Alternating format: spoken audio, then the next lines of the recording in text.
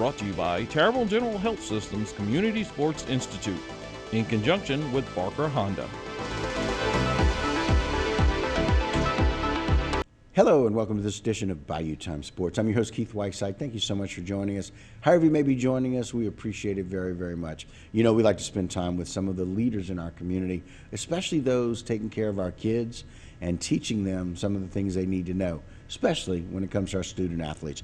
We welcome into the program a gentleman from South Terrebonne, head basketball coach there, Caleb White. Caleb, welcome to the program.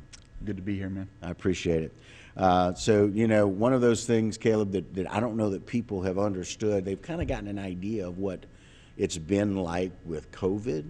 But, boy, this semester has certainly presented lots of other challenges. Tell us about the beginning of the school year and how things were going and how y'all were kind of getting prepared, and then maybe kind of the impact that Ida's made. Okay, yeah. So from a basketball perspective, we were feeling, really good about this year. Okay. Had a group of seniors returning that have been playing. We've been making the playoffs the last 2 years. Right. And so feeling really good about our season and moving forward. And then, like you said, Ida kind of throwing a curveball from the COVID situation that we've already had. But it's just another challenge for us to meet. And it has made things more difficult, but at the same time, I think the adversity is good for us, makes us stronger. Wow, what a great perspective, because quite frankly, if the kids can kind of see that perspective that y'all have, I think it makes a difference for their reaction. You know, if you got a child and they fall and you overreact to them falling, very often they will overreact. But for you guys, just another hurdle, right? It's just another, just another block to work through, if you will, or another issue to kind of work through. And so tell us a little bit about maybe your reaction to, I got a chance to see the floors in the gym right after. It looked like a skateboard park. Yeah.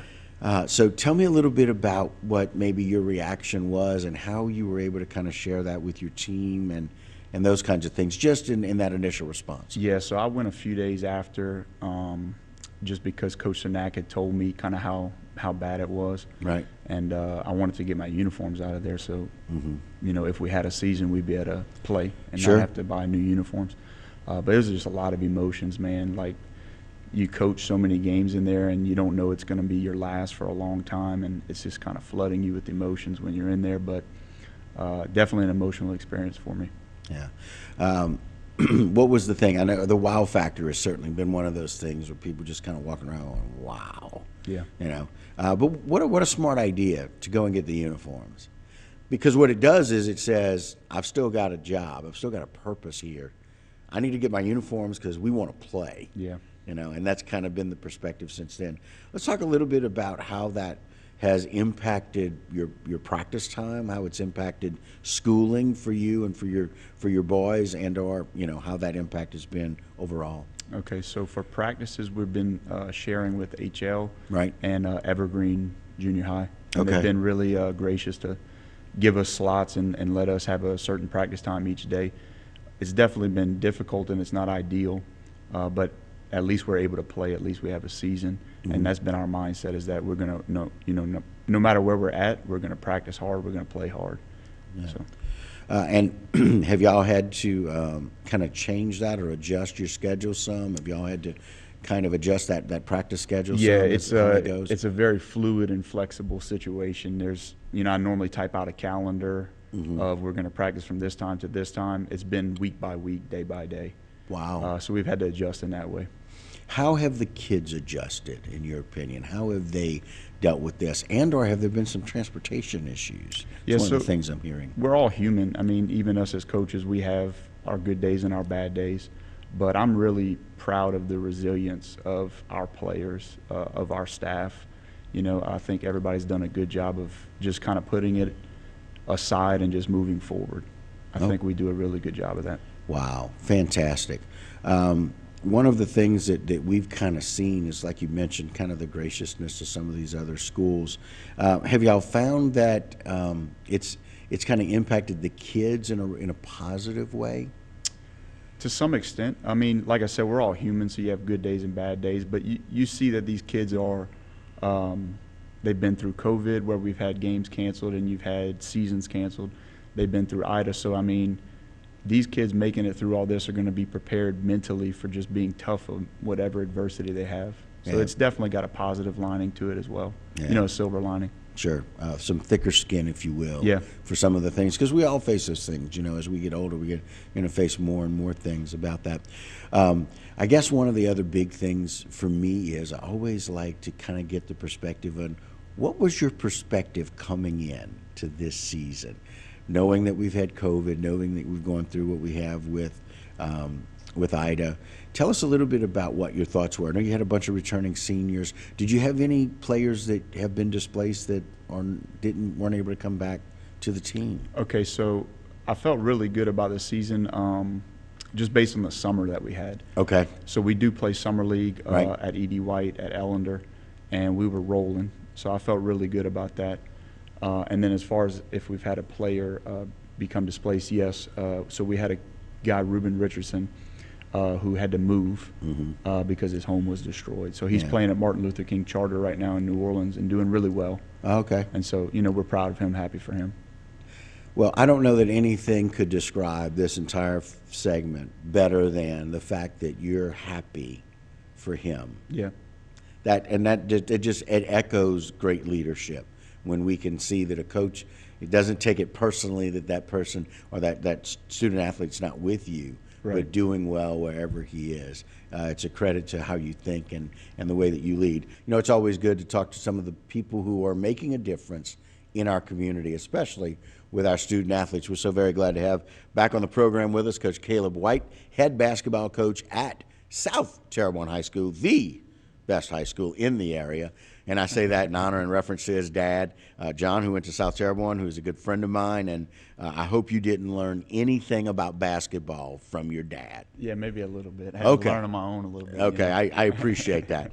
John and I go way, way back. But I got to tell you, exciting to hear about how well you guys have done these last couple of years, excited about what happened over the summer. Let's talk a little bit about what your expectation was before game one and what's happened since the season started.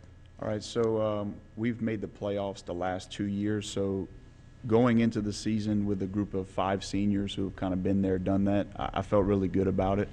We want to set the bar high because we have high expectations, high standards. And so far we're 11-3. I think things are going, right to where we want. We still have room for improvement. We still need to get better at things, and we're not going to stop working or be satisfied. So. Well, 11-3, man, you got 14 games in the season. Y'all been very dedicated to scheduling as much as you can, especially with all the difficulty in where you're playing. Right. So walk me through the season a little bit about how things started and maybe some of the things you learned about your team that you didn't know and maybe some things that you're looking forward to working on.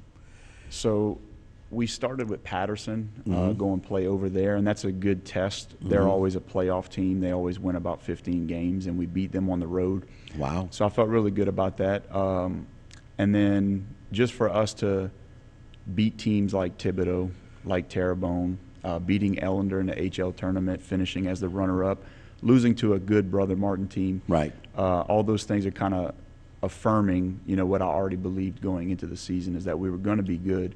But like I said, we have to keep on moving forward because we don't want to be playing our best basketball in December, January. We want to be playing through February, March. Right. It's always the goal with getting into the playoffs and playing deep.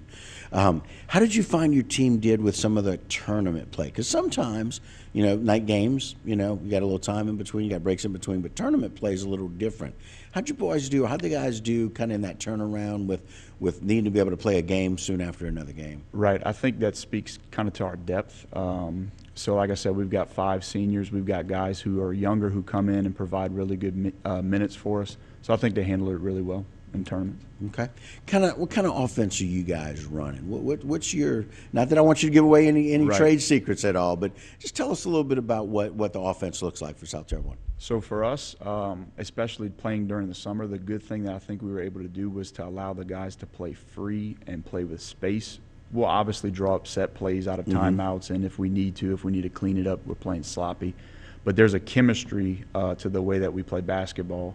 We have 5 guys who can handle, 5 guys who can shoot, and so it makes us really difficult to guard. You can't really press us because we can handle it. So I just think our chemistry is the key. These guys playing 2 and 3 years together. Yeah, and look, it's one of those things that you see that's kind of a challenge here in collegiate basketball. Some of these really strong players, they come in and they play a year and they kind of are gone. Such value in having good chemistry on the court and just knowing where your guys are going to be. Exactly. You know, a lot of motion, a lot of movement, a lot of definitely getting there. And that comes back to being able to be in shape too. So it's obvious that your guys put their time in away from the scheduled court time that y'all had. Definitely. We have a good off-season weights program. I have a weights class that the guys are in, so we work out, we condition it, and it all pays off. You know, things that you're doing in April and May that are paying off throughout the summer, and they're paying off throughout the season. Yeah, those are some of the intangibles. The chemistry, that's an intangible. The guys working really hard, being in the gym, being able to outlast your opponent, you know, in the fourth quarter. And it also helps to have depth. You know, you mentioned that as well. But, you know, the other thing that does is, you know, with those 5 strong seniors, your underclassmen get to see that. They get to see the hard work pay off. Definitely. You know, and they get to you get to model that for them, if you will. And that's a really good thing. All right, so we're coming into middle-ish of the season. Talk a little bit about what the expectation. Now, you've already said playoffs, but tell me what your goal is, head coach. So, obviously, we want to make the playoffs again. I told the guys we're not satisfied with just making it this year. We want to go in. We want to have a home game. We want to win multiple games in the playoffs. But a huge goal for us is to win district. And so that hasn't been done at South Terrebonne probably since the 80s. I remember that. It was the late 80s, actually. Yep. And I want to say 88. And I think we have a real shot to do it. Obviously, it's going to be a tough road, tough sledding. We have a good district. But we're not going to back down from it. It's something that we want to attain. And you say a good district. I'll say you have an outstanding district. It's one of the things that gets you prepared for playing in the playoffs. Right. You know, and so what a great first goal. The first goal had to be, let's go get some jerseys so we can play. Right. The next goal is, all right, so we're going to have a season. We're not sure where we're going to be playing or practicing. And then the next goal was, let's get these guys out there and get them ready to go. And so now we look at finishing strong and being able to win district. And so good luck to you in finishing and winning district. And if you can win district, it'll make a huge difference for how deep you want to go in the playoffs, because I'm sure that's the next goal. Definitely. Yeah. Some home wins there as well, right? Yes. Kind of want to be able to do that. Kelly, we thank you so very much for joining us. We appreciate it very, very much. We want to wish the Gators good luck, especially for those 5 seniors with all the chemistry that you have. And whatever it is that you can do, we'll be awfully proud. Thanks for having me. All right, we appreciate it. All right, guys, that'll do it for this edition of Bayou Time Sports. Don't go anywhere. We have a whole lot more programming when HTV continues. Don't go anywhere.